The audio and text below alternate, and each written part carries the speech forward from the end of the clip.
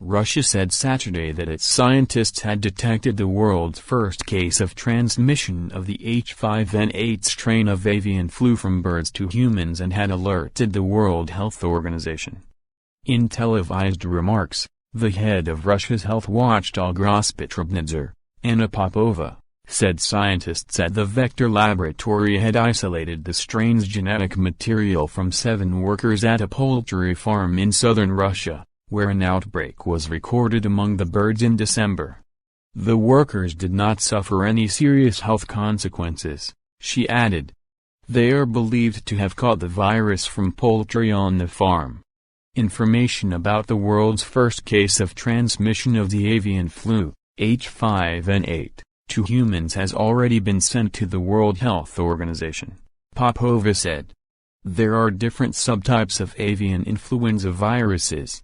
While the highly contagious strain H5N8 is lethal for birds, it had never before been reported to have spread to humans. Popova praised the important scientific discovery, saying time will tell if the virus can further mutate.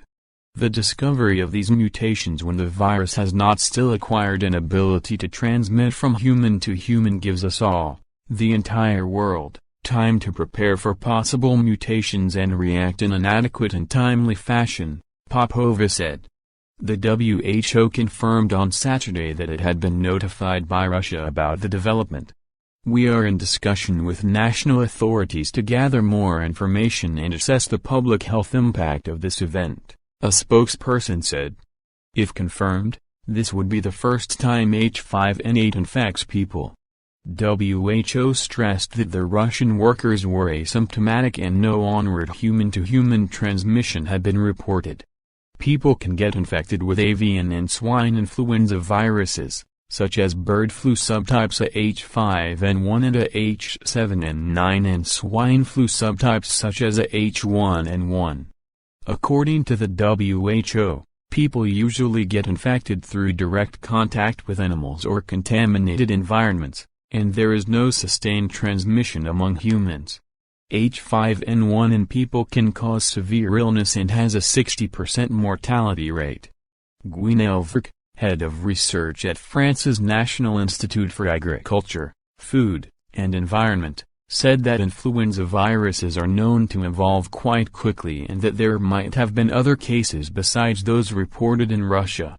François Renaud, a researcher at the French National Center for Scientific Research, CNRS, said however that he was not particularly worried at this stage. He added that the coronavirus pandemic had taught countries to react quickly to potential health threats. Draconian measures will be taken to immediately stop the outbreak, he said. Avian flu has raged in several European countries including France, where hundreds of thousands of birds have been culled to stop the infection. Russia's Vector State Virology and Biotechnology Center, which detected the transmission to the poultry farm workers, also developed one of the country's several coronavirus vaccines.